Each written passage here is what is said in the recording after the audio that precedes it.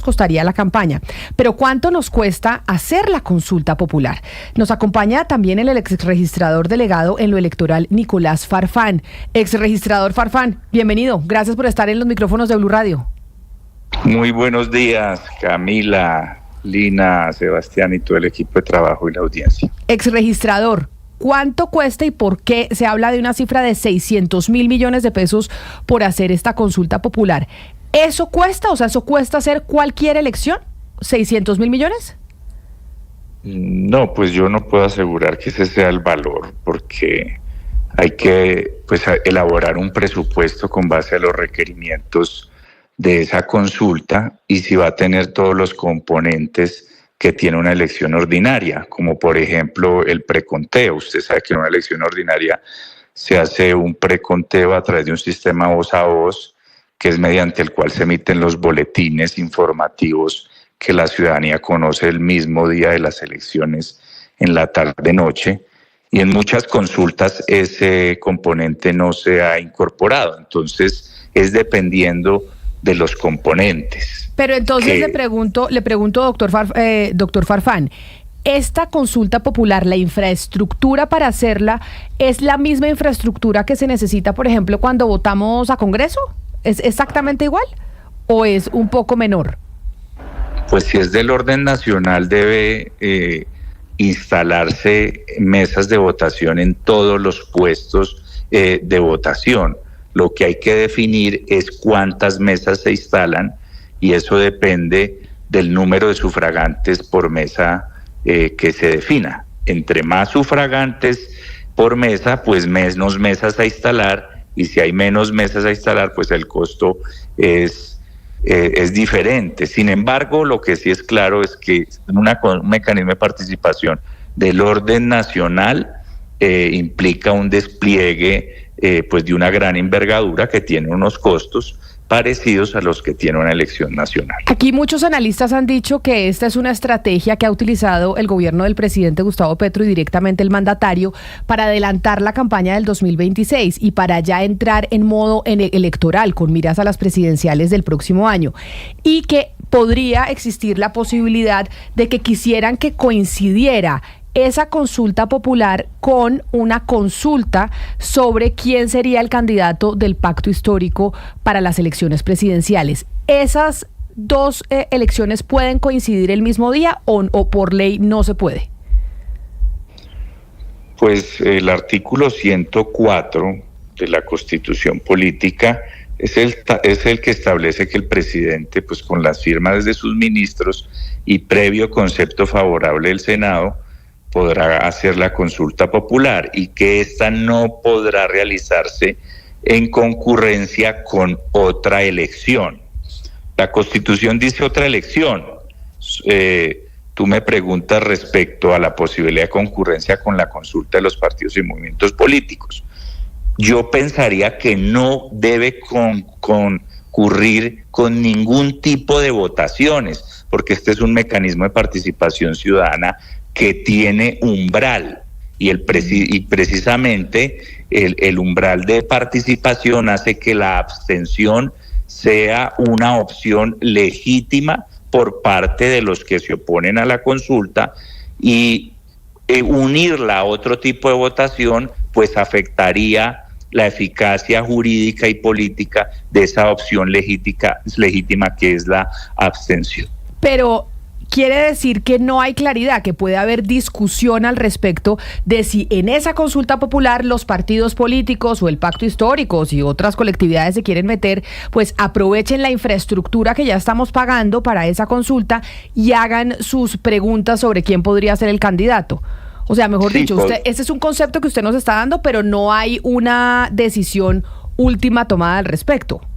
Pues como la Constitución dice elección, alguno podría decir que la consulta de los partidos programada para octubre no es una elección, pero repito, a mí me parece eso inconveniente. Frente a restricciones más claras como las que se presentaron en el año 2003 con el referendo constitucional del gobierno Uribe, no sé si lo recuerda, lo que se hizo para ahorrar gastos fue un denominado fin de semana electoral, en el cual los colombianos votaron el referendo el día sábado, y para aprovechar de alguna manera la infraestructura y pues los recursos invertidos en esa jornada, al otro día domingo se desarrollaron las elecciones territoriales, y con eso se pudo ahorrar algunos gastos. Entonces allí se buscó la figura del fin de semana electoral a efectos de que no coincidieran el mismo día las dos jornadas. Pero doctor Farfán, sobre el tema de la financiación de la campaña para esta consulta popular y específicamente de la campaña del gobierno, pues que en definitiva quiere que la gente salga a votar y que apoyen el sí, nos decía el abogado Portela que el gobierno puede tomar del presupuesto y precisamente pues hacer esa campaña, que eso sí hay unos topes y que el máximo serían 6.000 millones de pesos de acuerdo a lo que se fijó en una resolución. ¿Usted está de acuerdo desde su conocimiento en lo electoral con eso, con que el gobierno pueda usar del presupuesto para esta campaña de la consulta popular? No, yo respetuosamente difiero de esa apreciación. Yo no considero que el gobierno nacional pueda tomar el valor del tope, que suma más de 6.000 millones del presupuesto nacional, del Tesoro Público, pues el dinero de los contribuyentes para hacer campaña. Lo que debería hacer el gobierno nacional es constituir un comité promotor a favor del sí, registrarse en ese sentido ante el Consejo Nacional Electoral, llevar la contabilidad de los aportes y donaciones que reciba de los privados, de los particulares, y rendir las cuentas respecto de esos recursos y someterse también a las restricciones que establece el artículo 12 de la Ley 1757 de 2015, que dice que ninguna contribución particular podrá superar el 10% de las sumas máximas fijadas según sea el caso. Entonces, allí lo que se requiere es la financiación de carácter privado a través de la recolección de una campaña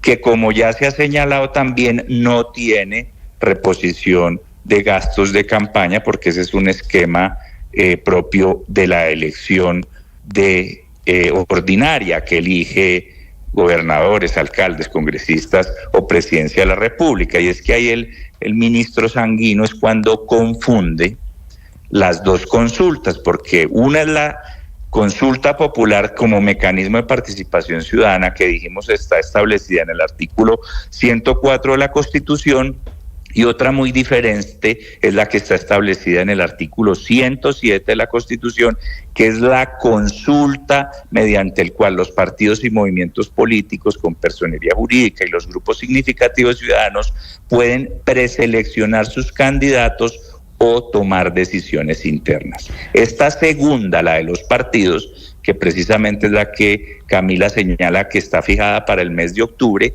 esa sí tiene reposición, pero la que es la de los mecanismos de participación ciudadana no tiene reposición de votos. Lo que tiene es deber de llevar la contabilidad de los gastos y la obligación de no superar los topes a través de los denominados comités promotores, por el sí, por el no y por la abstención. Pero mire, Dina, antes de su pregunta, esto que nos está diciendo el doctor Farfán, ¿quiere decir que si no pueden coincidir la consulta popular con las consultas de los partidos, sería que en este año tendríamos dos elecciones si es que los partidos se le miden a hacer consulta para elegir quién va a ser su candidato presidencial el próximo año? O sea, tendríamos consulta popular, consulta de los partidos y el otro año en marzo, congreso y después presidencial. Y la chequera estatal sacando ese dinero para poder poner toda la organización, ¿no? Y lo que requieren estas elecciones, que lo hemos venido diciendo, estas organizaciones de estas fechas electorales, Camila. Pero yo sí quería precisar. ¿Sí? Pero yo quisiera señalar, y es que no se nos puede olvidar, que para que haya consulta tiene que haber concepto favorable del Senado, y eso no ha ocurrido. Entonces no podemos dar por hecho de que ese mecanismo exista sin que haya surtido todos los trámites que la Constitución y la ley prevé. Solo cuando eso ocurra habrá consulta, y en ese orden de ideas eventualmente podrían haber no solo dos jornadas de votación este año, sino 3, porque también para el mes de octubre están fijadas las elecciones de los consejos locales y municipales de juventud, por lo que yo sí haría un llamado de que si concurren todas estas elecciones en el año 2025, se busquen los mecanismos para ahorrar costos en el denominado fin de semana electoral, e incluso se podría hacer viernes, sábado y domingo. Ah, claro, que sea no el mismo día, sino que ese fin de semana se vote 3 días, un día consulta, otro día el tema de los jóvenes y otro día las consultas de los partidos. Pero mire, doctor Farfán, me preguntan aquí, y de hecho, Hugo Mario, usted hacía esa pregunta ayer, si las juntas de acción comunal, al ser regionales, se pueden meter en la promoción de la consulta popular. ¿Y por qué se lo digo? Porque el ministro del Interior, Armando Benedetti, habló de cómo las juntas de acción comunal van a ser uno de los principales grupos que van a promover la votación por el sí. ¿Se pueden meter las juntas de acción comunal? Yo pensaría que sí, porque es que la ley 1757 de 2015, en su artículo 34, dice que toda organización política o social que haya notificado al Consejo Nacional Electoral su intención de hacer campaña a favor o en contra por la abstención a algún mecanismo, puede constituir el comité promotor, hacer campaña y en condiciones de equidad acceder a los medios de comunicación social del Estado. Recordemos que ya hemos tenido algún mecanismo que no es igual, pero donde este artículo 34 ya ha tenido ejecución, y fue los diferentes comités promotores por el sí, por el no y la abstención en el plebiscito por la paz, donde hubo cualquier cantidad de comités que se inscribieron de todos los ámbitos y desarrollaron la campaña por las diferentes opciones. Esto no significa, repito, de que esos comités puedan usar recursos públicos para hacer campaña por el mecanismo. El mecanismo de financiación es a través de los comités y deben recibir financiación privada. Doctor Farfán, ¿y los funcionarios públicos, cualquiera puede hacer campaña por el sí o solamente quienes estén inscritos en esos comités plenamente definidos por el gobierno nacional? O sea, ¿qué funcionario puede hacer campaña, quién no puede hacerlo? ¿Cómo opera el tema para los funcionarios públicos? Pues es que esta ley del año 2015 trajo como novedad que el gobierno puede constituir comité promotor, y pues tiene cierto sentido porque el gobierno tiene iniciativa para desarrollar el mecanismo de participación ciudadana y en este caso la consulta popular.